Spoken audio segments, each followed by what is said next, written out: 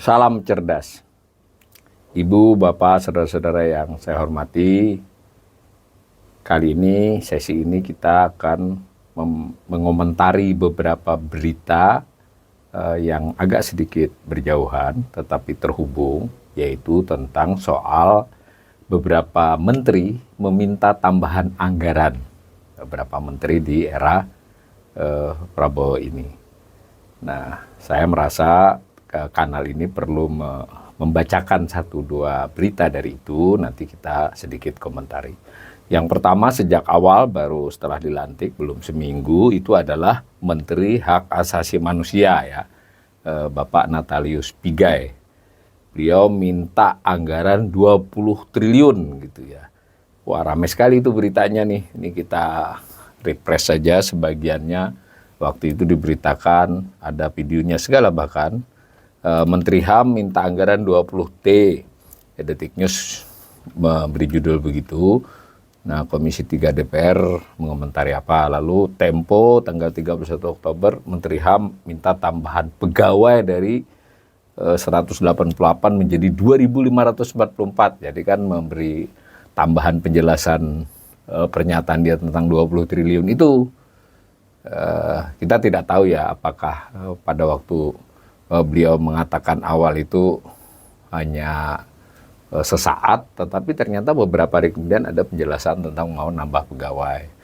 Nah, di media DPR sendiri agak lebih rinci tuh, permintaan tambahan anggaran 20 triliun dijelaskan, dan bahkan disampaikan oleh media itu, kalau dibaca ini ya, itu semula hanya 64 miliar ya. Kementerian HAM ini adalah salah satu pemekaran dari 3 kementerian ya. Kementerian Hukum dan HAM dulu dipecah menjadi 3, dimekarkan. Ada Kementerian Hukum, ada Kementerian HAM, dan ada Kementerian Imigrasi. Jadi satu dari menjadi 3. Nah, menurut media DPR ini dulunya khusus untuk HAM ini hanya 64 miliar. Nah, sekarang Bapak Menteri mintanya 20 triliun. Kompas juga memberitakan pada saat itu dan seterusnya. Banyak banget ini ya.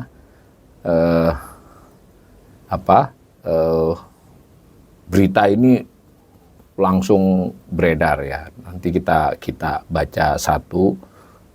Tetapi sebelumnya ternyata berlanjut ya. Berlanjut, tapi ini baru nih. Itu kan berapa? 2-3 minggu yang lalu ya, 2 minggu yang lalu. Ini yang terbaru adalah Menteri Perumahan Rakyat Marwara Sirait ya, Bapak Ara biasanya beliau dipanggilnya. Bapak Marwara Sirait ini minta tambahan 48 triliun untuk Kementerian Perumahan Rakyat dia. Nah, kalau tadi HAM itu pecahan dari Kementerian Menkumham yang jadi 3, kalau Perumahan Rakyat ini pemekaran dari Kementerian Perumahan Pekerjaan Umum dan Perumahan Rakyat. Nah, ini kembali ke masa SBY ya, dulu masa SBY memang juga 2 kementerian. Nah, ini diminta tambahan 48 triliun. Nah, alasannya untuk membangun 3 juta rumah. Nanti kita periksa ya. Banyak sekali yang memberitakan. Ini baru sehari yang lalu, sampai 5 jam, 6 jam yang lalu, bisnis.com memberitakan, Kontan memberitakan. Dalam beberapa berita ini sekaligus menanyakan pendapat pakar biasanya juga, atau mendalami. Seperti tadi kasus Menkumham tadi, Menteri HAM ya sampai saya. Menteri HAM tadi juga berturut-turut tuh ditanggapi DPR, diberitakan oleh media, ditanggapi oleh pakar menanggapi pernyataan DPR dan seterusnya. Nah, sebelumnya, sebelum Menteri Ara ini, beberapa hari sebelumnya, sekitar 10 hari yang lalu, menteri yang lain, yaitu Menteri Koperasi, ini juga usul tambahan anggaran, ya, minta 2,1 triliun. Nah, padahal Menteri Koperasi ini juga pecahan dari 2 kementerian, jadi Kementerian UMKM dan Kementerian Koperasi. Dulu singkatannya Kementerian Koperasi dan UMKM, KUMKM, dipecah jadi 2. Ini menarik ya fenomena ini ya, pemekaran kementerian yang mestinya kan kalau secara logikanya anggaran kementerian itu dibagi 3 atau dibagi 2 sesuai dengan pemekarannya. Dibagi tentu tidak merata ya sesuai dengan proporsinya. Tetapi yang terjadi masing-masing menteri yang mekar ini minta tambahan anggaran yang luar biasa besar. Nanti kita lihat lagi. Nah, meskipun secara lebih bercanda, tetapi tetap saja ini minggu lalu juga Menko Pemberdayaan apa ini kalau ini?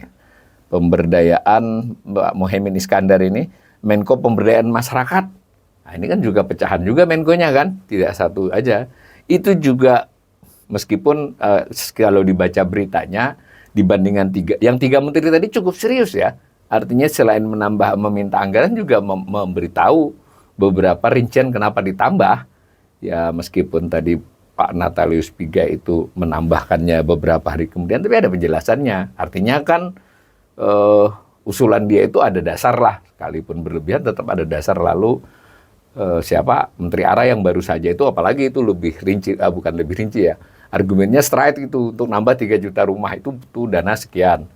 Nah sedangkan Budi Ari juga menyebut untuk koperasi biar bisa lebih lebih bagus peranannya dan seterusnya. Nah kalau Caimin ini agak sedikit bercanda, ya dia katakan ya bagus nih kalau anggaran bansos ditambah 100 triliun. Nah, bansos memang tidak sepenuhnya Kementerian Kementerian Pemberdayaan Masyarakat ya. Tetapi sekurang-kurangnya kita udah melihat pola ini. Mari kita lihat yang Menteri HAM. Satu aja beritanya kita baca, kita pilih.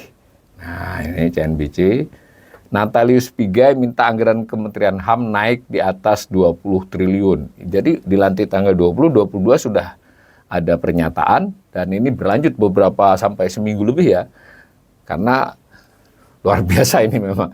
Menteri Hak Asasi Manusia Natalius Pigai minta anggaran dinaikkan menjadi di atas 20 triliun menurut CNBC ini. Dia menilai anggaran Kementerian HAM yang saat ini hanya 64 miliar tidak cukup untuk mewujudkan visi Presiden Prabowo Subianto di bidang HAM. Maka tim transisi dirombak itu dan seterusnya lah.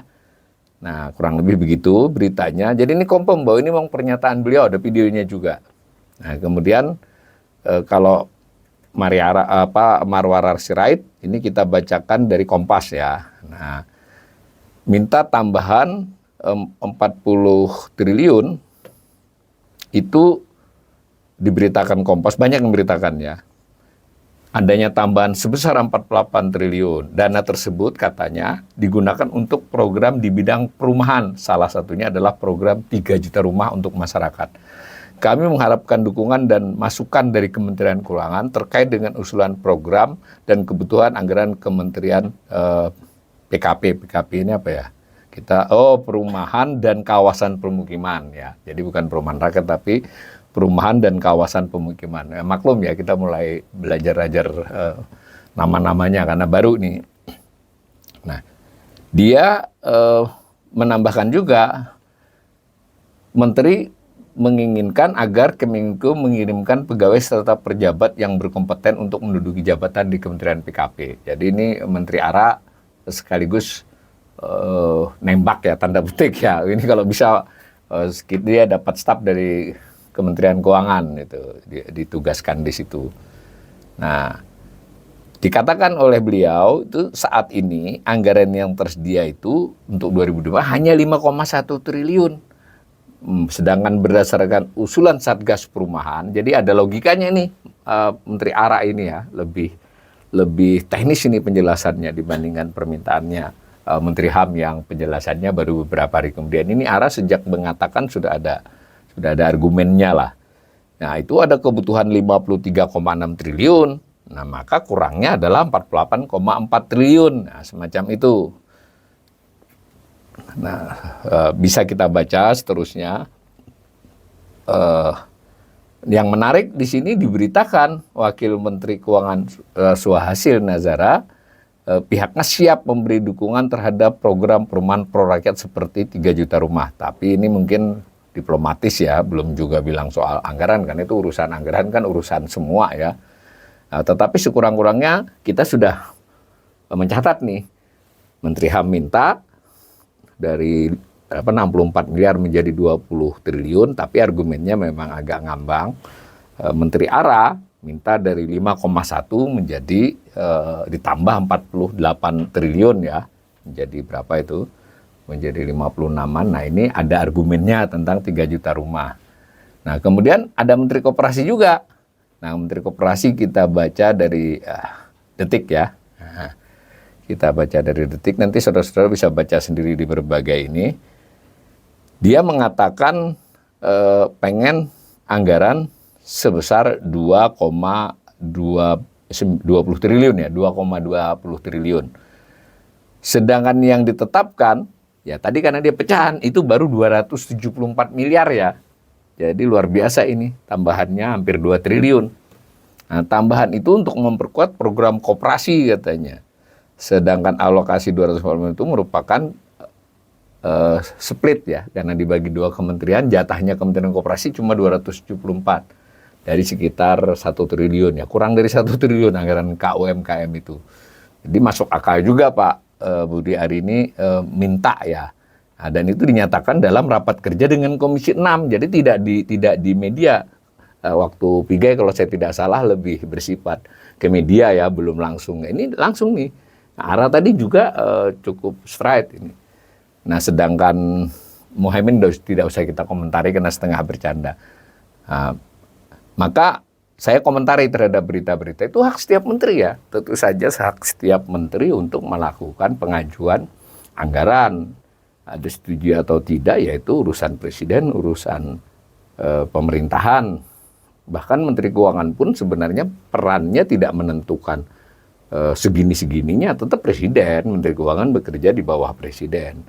Tentu melalui rapat kabinet. Ada alurnya ya, ini juga menarik ini. Ini untuk 2025. APBN itu sudah diketok ya. Jadi kalau usulan-usulan ini mau diterima sebagian atau seluruhnya, itu memerlukan APBN perubahan, pasti sudah. Nah, mari kita lihat bagaimana kondisi APBN 2025 secara umum, khusus untuk yang diberitakan. Nah, ini ada belanja nih. Nah, belanja, kita klik aja. Belanja total yang dianggarkan di APBN 2025 itu 3.621 triliun. Nah, 3.621 triliun itu terbagi 2, belanja pemerintah pusat dan belanja yang ditransfer ke daerah. Ditransfer ya.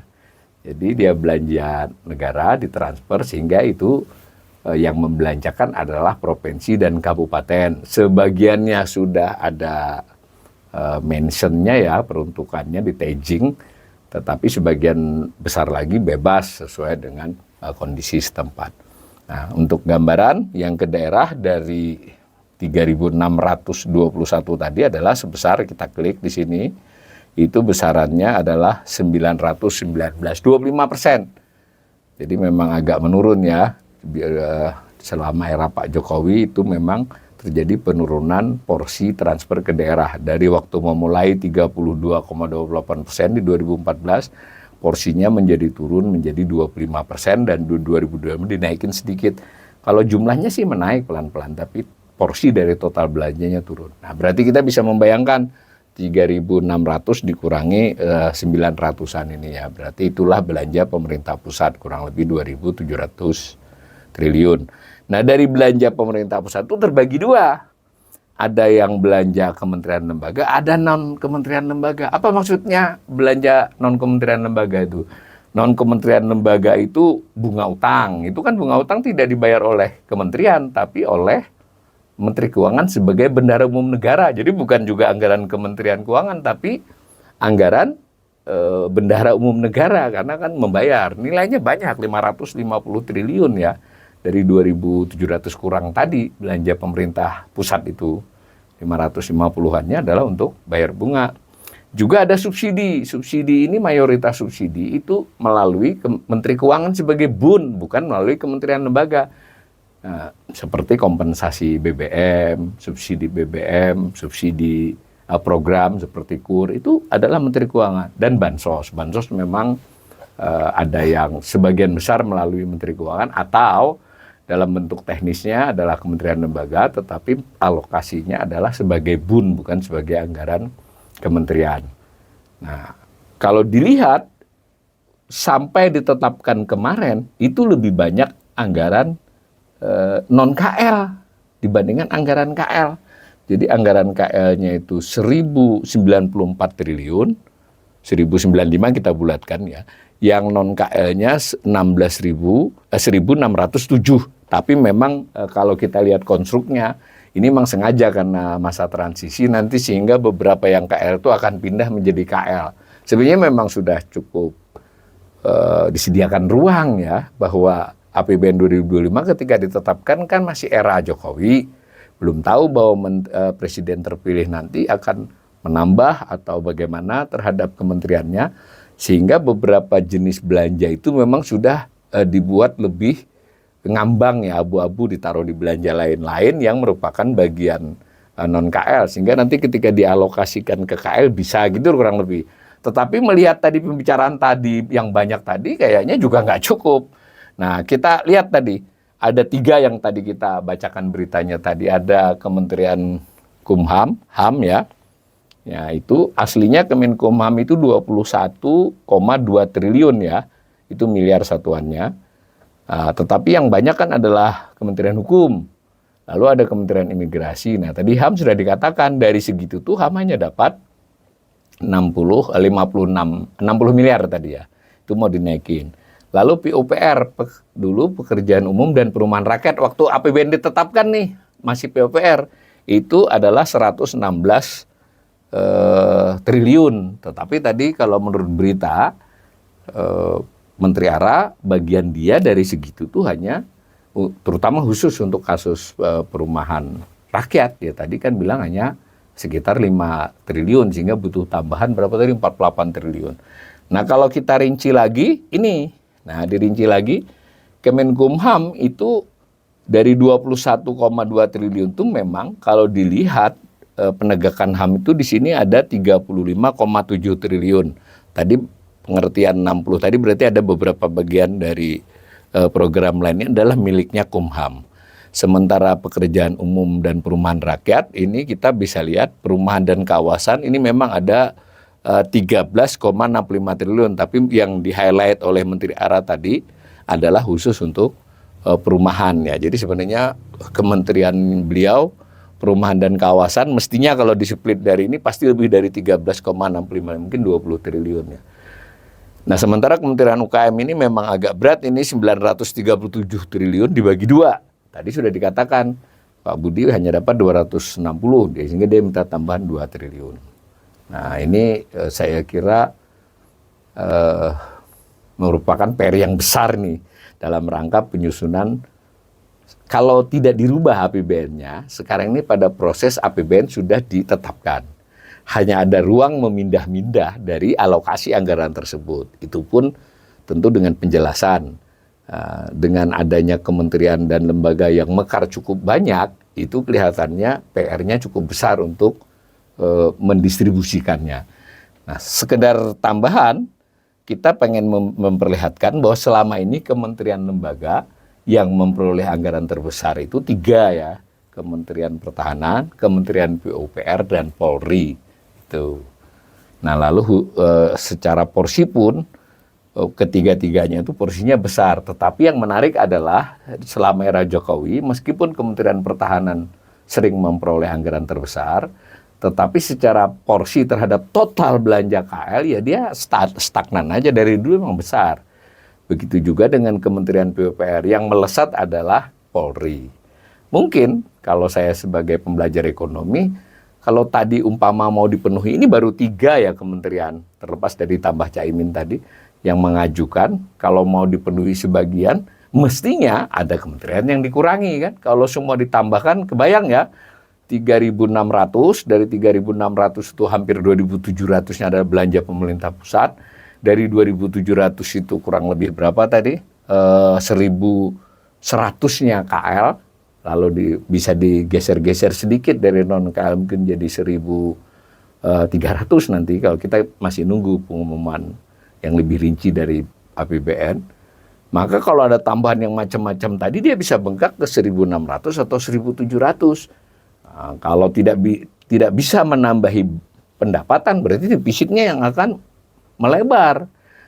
Nah, pilihan lain adalah ya benar-benar dialokasi ulang gitu. Berarti APBN perubahan, ada kementerian lembaga yang dikurangi. Ya kira-kira begitu ya. Tetapi terus terang saja saya sebagai pengamat fiskal agak khawatir ini bagaimana konsolidasi internal birokrasi membicarakan hal ini, bahwa ini bukanlah sekedar soal banyak-banyakan anggaran atau dikit-dikitan anggaran, tetapi perspektif keseluruhan pengelolaan fiskalnya bagaimana. Karena kalau orientasinya hanya belanja, pendapatannya tidak bisa ditingkatkan, kan rawan. Kalau pendapatannya terpaksa ditingkatkan dengan berbagai cara, perekonomian yang bisa terganggu karena mengambil terlalu banyak pajak misalnya, dan seterusnya. Mudah-mudahan ini bisa kita pikirkan bersama, tapi saya sebelum menutup, saya ingin disclaimer sekali lagi karena melihat beberapa komentar. Jadi khusus fitur-fitur saya yang ini adalah membaca berita, ya. Sekalipun saya komen-komen tadi tentu tidak mendalam. Kalau memang berkenan dalam beberapa topik itu silakan lihat di tayangan kanal kami yang lebih dalam tentang hal itu. Jadi komentar berita ini insya Allah akan hadir tiap hari, bisa lebih dari satu sehari. Itu membacakan berita dari media massa, lalu sedikit komentar. Jadi harapan dari komentator yang, wah ini kok cuma gini saja, bahkan berulang-ulang, ya emang beritanya juga berulang-ulang ya. Mudah-mudahan bisa menjadi menjadi pembelajaran kita semua.